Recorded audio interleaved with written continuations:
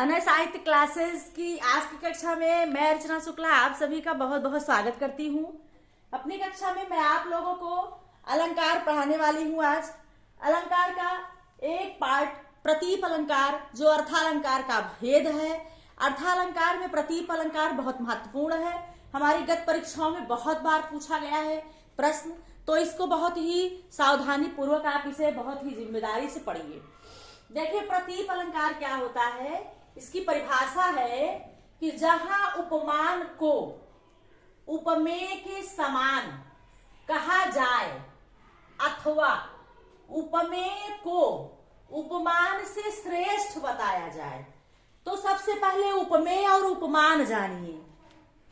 आपको बताया है उपमा अलंकार में उपमेय माने होता है उपमेय जिसकी तुलना की जाए, जिसकी तुलना की जाए, ये उपमेय होगा।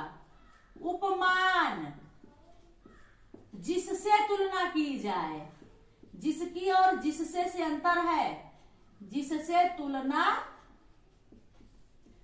की जाए। तो आप यहां पर देखें प्रतीप अलंकार में उल्टा, प्रतीप माने होता उल्टा। प्रतीप अलंकार में उपमेय को उपमान से श्रेष्ठ बताया जाता है। जैसे सीता का मुख चंद्रमा के समान है, तो यहां कह दीजिए चंद्रमा का मुख सीता की तरह है। संभव है क्या? नहीं। तो यहां पर उपमेय को उपमान से बड़ा बताया जाता है, वहां प्रतीप अलंकार होता है। ठीक है। तो जैसे कहते हैं कमलवत चरण, अब कह दिया जाए चरणवत कमल, चरण के समान कमल, तो यह प्रतीप अलंकार होगा। उपमेय को उपमान से श्रेष्ठ बताया जाए या उसका तिरस्कार किया जाए। जहां उपमेय को उपमान के समान कहा जाए अथवा उपमेय को उपमान से श्रेष्ठ बताया जाए, वहां प्रतीप अलंकार होगा। क्या होगा? वहां पर प्रतीप अलंकार होगा। प्रतीप अलंकार होगा। अगला है परिभाषा। प्रतीप का शाब्दिक अर्थ होता है उल्टा। प्रतीप का शाब्दिक अर्थ उल्टा होता है। जहां उपमेय को उपमान से श्रेष्ठ बताकर उपमान का तिरस्कार किया जाए, वहां प्रतीप अलंकार होता है। अगर आप कह दोगे कि सीता चंद्रमा जो है सीता के मुख के समान है, तो यहाँ चंद्रमा का तिरस्कार कहा जाएगा। कहा जाता है कि सीता का मुख चंद्रमा के समान है, तो ये तो आपका उपमा अलंकार हो गया। लेकिन वहीं आप तुरंत उलट देंगे कि सीता का चंद्रमा का मुख सीता के समान है या चंद्रमा सीता के मुख के समान है, तो वहां पर आप चंद्रमा का अलंकार करेंगे, उपमान का अलंकार अपमान होगा और यहाँ पर अलंकार तुरंत चेंज हो जाएगा। यहाँ पर कौन सा अलंकार होगा? यहाँ पर अलंकार होगा प्रतीप, कि जहां उपमान को उपमेय से नीचे दिखाया जाए या उपमेय को उपमान से बड़ा दिखाया जाए। प्रतीप का शाब्दिक अर्थ है उल्टा। जहां उपमेय को उपमान से, उपमेय जिसकी तुलना की जाए, उपमान जिससे तुलना की जाए, उपमेय को उपमान से श्रेष्ठ बताकर उपमान का तिरस्कार किया जाए, वहां प्रतीप अलंकार होता है। जैसे उतरी नहाए जमुन जल जो शरीर सम शरीर सम श्याम। जमुन जल में उतर के नहाना और शरीर जो कि शरीर से भी जमुन जल को श्याम बताया गया है, तो यहाँ पर शरीर को जमुन जल से उच्च बताया गया है। तो यहाँ पर उपमान को उपमेय से तिरस्कार किया गया है, उपमेय को उपमान से क्या बताया गया? ऊंचा बताया गया है। ठीक है। सी मुख समताब की चंद्र बापुरो रंग। ठीक है। तो यहाँ पर सी के मुख की जो है उपमा, वो चंद्रमा का उपमा जो है सीता के मुख से दिया गया है कि सीता के मुख के समान चंद्रमा है। अगला उदाहरण है बहुर विचार कीन मन माही सी बदन कर हिम कर नाही।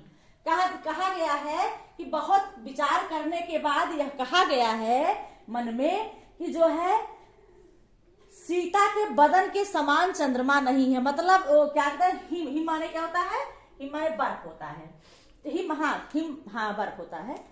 तो यहाँ जो है सीता के बदन को हिम से भी जो है हिम को जो है तिरस्कृत किया गया है, सीता के बदन को और अत्यधिक उज्जवल बताया गया है। तो यहाँ पर सीता के बदन जो उपमेय है को उपमान से श्रेष्ठ बताया गया है। यहाँ पर कौन सा अलंकार बनेगा? प्रतीक। और ये तीनों हम जो दिए हैं आपको उदाहरण में, it is most important of this उदाहरण, चूंकि ये एग्जाम्पल आपके एग्जाम में पूछे गए हैं तीनों। उत्तरी नहाए जमुन जल जो शरीर सम श्याम, सी मुख समताब की चंद्रवा पुरो रंग, बहुर विचार की मन माही सी बदन कर हिम करना ही। रटने की जरूरत है, रटने की जरूरत है। प्रतीक अलंकार को उदाहरण रटने की जरूरत है कि जहां पर उपमेय को उपमान से बड़ा बताया जाए, उपमान का उपमेय को जो है उपमान से श्रेष्ठ बताया जाए, उपमान का तिरस्कार किया जाए, वहां पर उपमेय अलंकार होता है, वहां प्रतीक अलंकार होता है। और जहां पर उपमेय को उपमान के समान कहा जाए अथवा उपमान से श्रेष्ठ उपमेय को बताया जाए, वहां प्रतीक अलंकार होता है। प्रतीक का शाब्दिक अर्थ होता है उल्टा। जैसे कहा जाए कि चरणवत कमल, कमलवत चरण नहीं, कमल के समान चरण, कमल ही चरण, तो अलग अलंकार हो जाएगा। लेकिन अगर आप कह दोगे कि चरण की तरह कमल, तो यहाँ कमल का तिरस्कार होगा। तिरस्कार क्यों होगा? क्योंकि उपमान है, उपमान से सदैव किसी चीजों की तुलना की जाती है। यहाँ उपमेय को उपमान से श्रेष्ठ बताया गया है, इसलिए प्रतीक अलंकार होगा।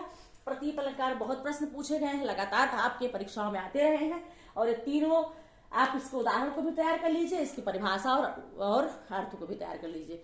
तो आज की कक्षा में प्रतीक अलंकार के साथ मैं आप लोगों के सामने उपस्थित हुई थी और मैंने पूरी तरह से प्रयास किया कि प्रतीक अलंकार आपको समझ में आ जाए।